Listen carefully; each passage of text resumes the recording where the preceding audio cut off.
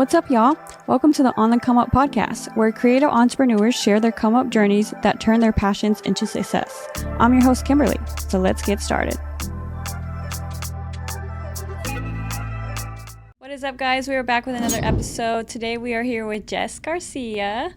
Jess is a makeup artist based out of Cedar Hill. Yes, Cedar Hill. I do travel everywhere, so people can book me to travel as well. Awesome. What first pulled you into makeup? Like, what made you want to do it, take it seriously? So I think I was just really good at it at a very young age, and I learned from watching YouTube videos, and it's something that I was really passionate about. And so all my friends would be like, hey, do my makeup. And that's when I started noticing if other people are asking me to do their makeup, then it must be something that I'm good at. So it just kind of grew from there, and then I learned that doing it on other people, I really enjoyed it, and I was like, I can make a living off of this. And yeah, it's just something that I really enjoy, and I feel like it's hard to be successful in something that you don't enjoy. So did you start off doing it out of your home? Yes, I actually was in cosmetology school in high school. And so I learned to do makeup in high school. So I did it for prom and a lot of the girls, a lot of friends and stuff at school. And so I was still living with my parents, and I would have people come over to my parents' house and do their makeup there. So that was really fun. How would you describe your signature approach or look? Soft, feminine, girly, with a sprinkle of sexy, I think. What's your favorite glam to do? That's a hard question because a lot of people that book me for softer looks and just more neutral stuff. But I do love to do glitter and color. I think just any makeup in general, I love to do it all because it lets me express my creativity. So I think when clients book me and they're like, you have total creative control, then I'm like, okay, I got you. And to be honest, those are some of my best looks is when the clients just let me do my thing. Then I feel like those come out the best. Do you like to go off inspo pics, or you just already, when you see their face, you kind of already know? It just depends on the client. At the end of the day, they booked me, so I try to do whatever they want me to do. So if they have inspo pics, then yes, most of the time they do. However, sometimes, especially clients that book me over and over again, they kind of know me and know how I work and have that trust in me. So they give me a little bit more creative control. Yeah. How has your style evolved over the years? I would definitely say over the years I've learned to kind of follow my own vision versus kind of seeing what other makeup artists are doing. A lot of other makeup artists I feel are very driven into more of a matte and full glam, versus I like my makeup to be a little bit more glowy and dewy and soft. So that's just personal preference, but I think very early on in my career I tried to mimic or copy what I saw other makeup artists doing, and so when I learned to just kind of approach what I liked, then I feel that's when I realized it was going better for me. What would you say your favorite makeup look is to do on yourself? Ooh, definitely something soft, glowy, lots of blush, glossy lips. I always have glossy lips. I hate matte anything. Yeah. Why? Is there it feels uncomfortable. For you? Yeah. I feel it makes my lips dry if I have a matte, and then my skin is already dry, so I like to look glowy. Yeah. I always tell people I want to look like a glazed donut. I like that look because I think about it, and a lot of people you see body glow, and you see in a lot of pictures where their skin, their arms look glowy. So it's why don't you want your face to look like that? Why do you want your face to look dry and matte, but why do you want your body to look glowy? It just doesn't make sense in my head. So I'm I want everything to appear cohesive. And so if you want your body and your skin and your legs, whatever, to look moisturized and healthy, then I want my face to look that way too. So. Oh yeah, I understand that. Yeah. Perspective. Yeah. What part of your journey felt the hardest to push through? I think just wanting wanting this so badly, like wanting to do this full time so badly, and like just being scared. Like I think there's never a right time to go full time with whatever your dream is. Like you just have to push for it. If you're giving 20-30% of yourself to another job or another dream of somebody else, then you can't put 100% of your time into your own dream. So I think at some point you just have to like take that leap and dive in full time. And I think that's been the hardest part, is just like I did it before, and then I went back to work, and then I left my job again, and so I think just letting go of that like steady income and that like the benefits and healthcare that a like traditional job provides is something that is scary, especially with the economy right now. But I do have my husband, and I have faith, and I feel like if I try hard enough, I'll be okay. I did have, a good amount in my savings, so I feel like that helped me feel a little bit more comfortable in being able to take that leap. But it's still scary.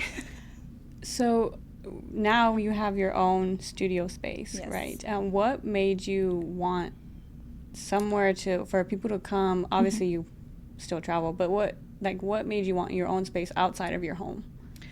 I think it was a lot of things. Number one, I have dogs. They're very big and very loud, and they bark at anyone they don't know, and also they whine when they're not getting attention. So I felt like it was a little bit unprofessional, and sometimes some clients were like scared of dogs, even though they couldn't see them, but they would hear them barking, and they would be a little bit on edge. So the dogs were one thing. Also, my kids were another thing, because they would constantly like interrupt me with clients. Like they would come in and talk to us, and like my daughter would bring like coloring books in there and like want to hang out with us, and I'm like, girl, I'm working. And then I think also just a level of like safety and not wanting like everyone to know where I live. And then just a level of professionalism. I feel like it just looks better, and if you're wanting to grow, you can't always be home based.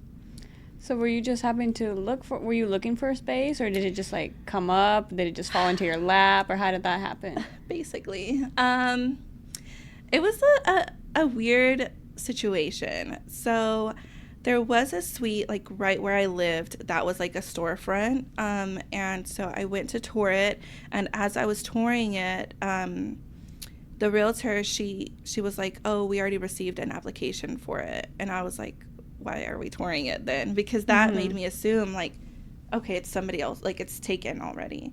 And so she was like, well, maybe they didn't accept it, like we'll check, and like I'll let you know. And I didn't hear from her for like 3 days. So then I reached out. And she did tell me that someone else had already leased the space. So then I was super bummed out about it, because it was like the perfect space. It was like walking distance from my house, like super duper close. And so I was really upset, and I was like, why am I this upset? Because it was just something that I was like casually looking for. And I was like, if I'm this upset, it means that this is something that I truly want. So if it's something I truly want, then I need to look like better, because that one like I just happened to drive by it one day, and I was like, oh, let me call them, but it wasn't something that I was like intentionally looking for. And so then I was looking for other ones, but I couldn't find something that really matched what I envisioned. And then I saw Bree from the Social Chica posting about having issues with her landlord, and just things that she didn't want to like let go of the space, because she had invested so much into her space. So I let her know that if in the future she opened another space somewhere else and had suites, that I would love to rent a suite from her, and that would help her kind of towards her rent and stuff. That way it would kind of alleviate the cost of having the space. And she was like, I don't think I'll be moving anytime soon. She's like, but I am going to be converting the spaces here into suites. And I was like, oh my God, sign me up. And so this was before she even announced on social media or anything that she was going to be doing that. And so I feel like I kind of like almost every day was texting her or messaging her, like, when can I go see it? Oh my God, I'm ready when you are. And like every time I would see her, I'd be like, I love it. I'm so excited. I'm ready. And I knew she had stuff there, so she had to like get it cleaned up and like get everything taken out. So it was a little bit of a process. But it was just one of those things that like I reached out to her kind of on a whim, and then she was like, well, actually, this is what's going on. So it kind of just worked out that way, and I really do love what she stands for, so I feel like it was meant to be.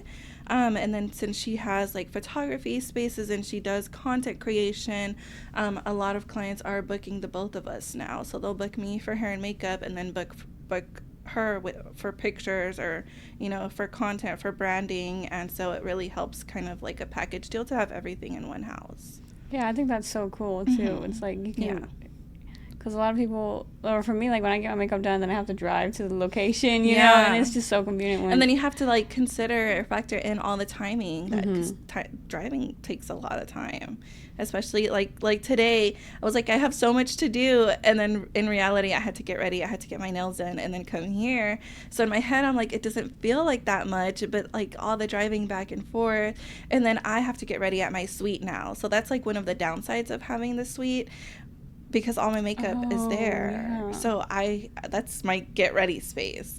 So I have to drive there to get ready, and I have to take my clothes there to change there, and like it's just things I kind of have to plan ahead of time. Whereas from home, like my clothes is at home, everything's at home, so I just get ready there and then leave. But at home, I don't have my hair tools, I don't have my makeup kit, I don't have all of those things to get ready. So I have to get ready there and then go wherever I need to go. How has that been since you opened? It's been a process. I've been trying to do better about getting ready. Even though I'm a makeup artist, I don't wear makeup often, which is really funny. It's been a process. I've been trying to push myself to get ready more often and look the part. It's been a process. It's hard, especially because my husband also works from home. So we spend a lot of time together, and it's kind of like, well, do I want to go get ready, or do I want to hang out and watch this movie, or like, do I want to go and work from the suite, or do I want to go pick up my laptop, bring it home, and watch a movie and work? So it's like that battle where I'm like, okay, no, I need to treat it like a job. I need to go there, and I need to spend time there, and I need to sit my ass down and like stay there. So I've been pushing myself. I've been a little bit more lax, especially with Thanksgiving that just passed. I was a little bit more chill. But this week, I'm like, no, it's time. It's go time. We need to get shit done. Was there a moment that sticks with you as a turning point? I wouldn't say it was a turning point, but I remember when I stopped working. So the last job that I had before this previous one was a law firm. I worked there, and so I stopped working there to do makeup full time. And I remember my mom was pissed at me. She was like livid, and she was like, people don't get their makeup done every day. What are you gonna do? Like, she was just really, really doubting the vision, and she was like not having it. And she was like, I don't understand how you're gonna book people throughout the week. Like, she knew I was busy on weekends, but she just didn't get it. And I was like, well, this is how much, like, I found myself having to prove to her, like, this is how much I make, this is how much these people pay me, this is how much I get from this and that. And so then she was like, oh, okay, well, maybe one day you'll hire me to be your assistant. And so that kind of like lit a fire under me. Like, she kind of was playing, but kind of wasn't. My mom is unemployed. She hasn't worked since I was like maybe 15. So it's like, wait, maybe one day I can hire you to be my assistant, or hire you to do something, And so, like, I know she meant it as a joke, but it kind of lit that fire up, like, okay, I really can do this. And also as a, like, way to prove her wrong for doubting me. So that was kind of like, it lit that flame, like, okay, I gotta figure this out, and I gotta do it. Yeah, I know. You're Hispanic, right? Yeah, me too. Coming from a Hispanic family, they're traditional and stuff, and they're like, they want you to go to do the 9 to 5, you know, have all the benefits. It's kind of hard proving to your parents, especially, I feel that every too. single thing. I actually haven't told them that I left my job the second time, because I'm like, no, I told one of my sisters, and I was like, I have not told Mom that I left my job. And she was like, you have to do what makes you happy and put yourself first. And that's all that matters. And one day they'll understand that. And what's crazy is I was telling one of my clients the other day, our parents took a lot of risks for us. So why does that stop with them? Why can't we continue taking risks? I know. And it's so funny how intimidating they can be, and we're just grown folks over here, like living on our own. Literally, I'm fine. If I start asking for money, mom and dad, then okay, then you can talk your shit. But what do people not see about the work that goes into building a career in beauty? I think just all the background work, like all the admin work, all the like constant emails with clients, the back and forth, the 3:30, 4:30 wake-up calls, the 2-3 hour drives to venues that are like in the middle of nowhere, and then the drive back home starving because we haven't ate for 5-6 hours. It's just a lot, investing into our kid and staying clean and organized and buying new things to try and buy new products constantly. Like it's an expensive career choice, just because makeup is always getting outdated or old, or it breaks because you're traveling. So it's just a lot to really invest in. And then again, I think just all the admin work, like sending emails, sending contracts, following up with people, getting timelines, like especially for weddings, because I do a lot of weddings. So like getting a lot of timelines for the day of.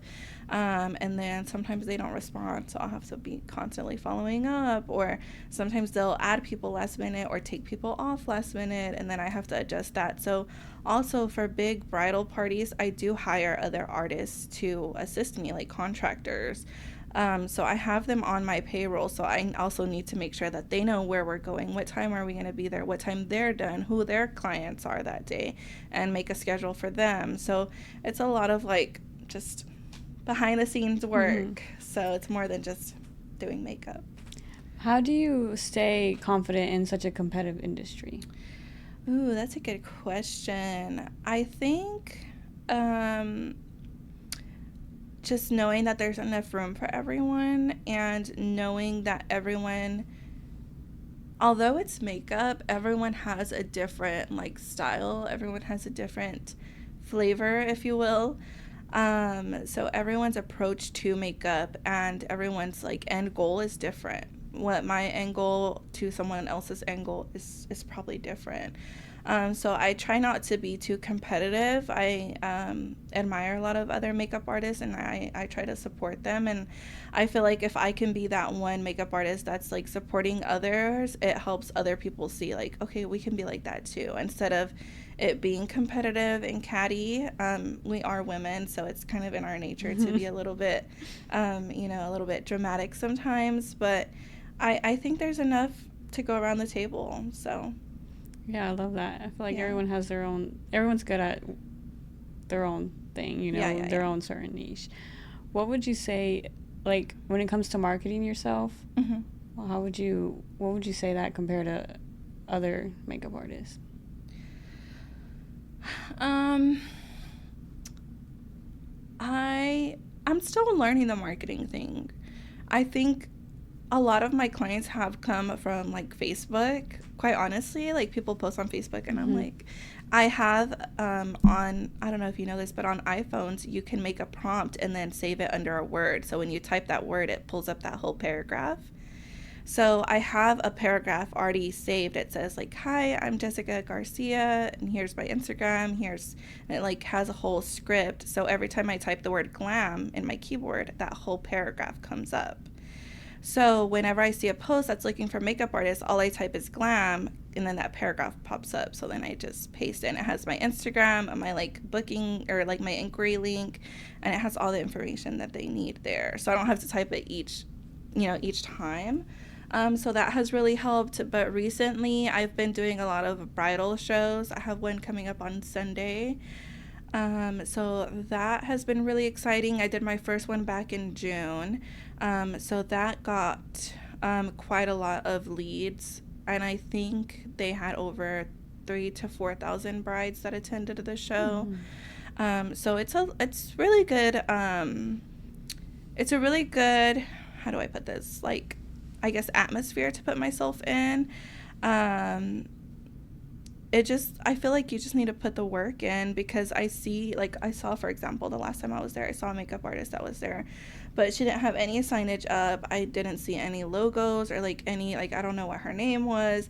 Whereas me, I'm like, banners here, stickers here, labels here, like anything, like signage everywhere, because that's how you get people's attention, and people want to stop and see that, you know. And so, like, I made goodie bags that have like my stickers, my logos on each goodie bag, with my business card and pamphlets and all sorts of things in there. So when they take one of those, they have everything they need. And so I have emails that I still get from brides from the show back in June. And let's say their wedding's in 2026, 2027, and they're just now reaching out, but they have my information since the one in June. So it's a good way to expose myself. But I also started getting into wedding platforms like Zola and the Knot, things like that, to get my name more out there. So it's been a learning curve. I would say marketing is not my strong suit, but I'm trying. I'm getting better. I'm a makeup artist first. Marketing comes like maybe fifth. What advice do you have for aspiring makeup artists? Practice, and content practice.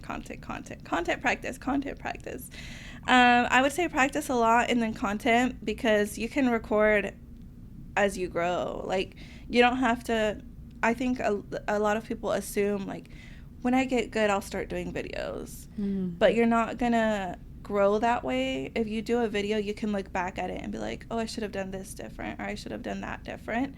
So I think that's one thing that I always encourage people to do. Even if you don't post it, you can always just look back at it on your phone or whatever the case is, but you can at least look back at it and see what your work looks like. Even if it's on other people or yourself, get models for free. Like, just ask your aunt, your mom, your sisters, cousins, whoever, to come and do their makeup and have fun. It has to be something that you enjoy. Again, I really do believe that. Like, no matter what it is, it has to be something that you enjoy. What's next for Jess as far as your studio and? I don't know, man. I'm just going with the wind. I used to have this phrase that said, if you make plans, they're never going to go as planned. So I kind of just wing shit sometimes. I don't know, that's kind of crazy. Like, my job was not, like leaving my job wasn't planned. That was like I was just kind of tired of working there, and I was like, all right, I have to go. Like, it's not mentally well for me to keep working here, so I had to distance myself. So it's just kind of on a whim. I think I'm going to be focusing a lot more on content. I bought a camera. It got delivered literally today. Awesome. So I think content is going to be like a main focal point for me. And then I do want to start doing a lot of lives. I want to do a lot of classes. I used to host a lot of like pop-up events. So a lot of people know me from that, but I kind of want to shift the focus a little bit to like still host events, but like a different type of event. So I want to host like maybe more networking events, and then I do want to host makeup classes in the future. I actually got hired to do a makeup class for an aesthetic school that's in a couple weeks coming up, so I'm going to be doing that soon. And I haven't done anything like that, so I'm really excited for that, to see kind of where that takes me and where that goes. And so, yeah, I think just focusing on myself and my business and trying to figure out how I can grow. I love that. Booked and busy. You sound. Booked and busy. Yes. I'm trying, girl. So we're going to play a little this or that makeup edition. Ooh. Full glam or soft? Soft. Bow lip or nude? Nude. Brow pencil or brow gel? Brow gel. And Sephora or Ulta? That's a tough one. Ugh. I personally have to go with Sephora. Sephora. Are you one that shops at Sephora more or Ulta more? Sephora, for sure. Sephora? Yeah. If I go to Ulta, it's usually because like they have specific brands that they don't have at Sephora, and usually 9 times out of 10 that's why I'm at Ulta, but I don't really go there often.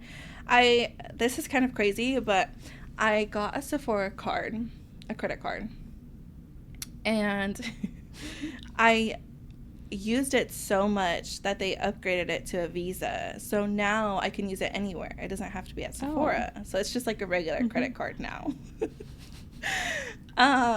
And so the really cool thing about that card is that now that I can use it anywhere, it's my business. I call it my business card. So I use it for all my business expenses. So it's really easy to track everything now that it's all in, you know, under one account or under one card. But the other really cool thing about that is that they give a lot of rewards. Obviously, the more you use it, the more rewards you get. So you get a lot of like discounts when shopping at Sephora. You get like points that add up, and then you can use that like to get $25, $50 off. So it adds up, and I feel like in the long run, if you're going to be shopping there a lot, like why not? Because it's just free money, I guess, that you're investing back into it. So yeah. Okay, one last question. Your makeup bag, if you know you can take makeup to go, or your purse, I guess you could say your purse. What is one makeup accessory you are bringing with you? Oh, for sure, a lip balm. But I like the ones in like the squeezy. Funny story, I lost my purse. I don't know where the fuck it is. Anyway, it's so funny that you bring that up, because like the whole ride here, I was trying not to stress because I can't find my purse.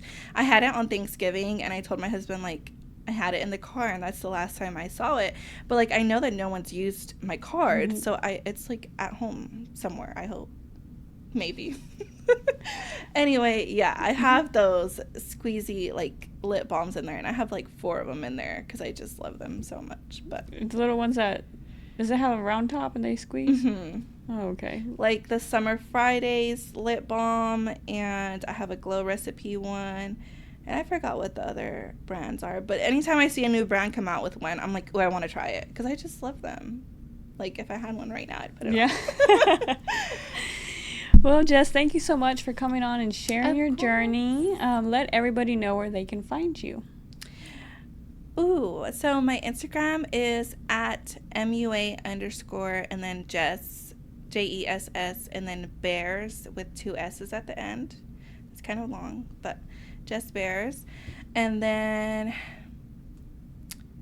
my TikTok, I think, is at Jess Bears with 2 S's _ And yeah, Facebook, Jessica Garcia is my personal Facebook, but I'll add anybody.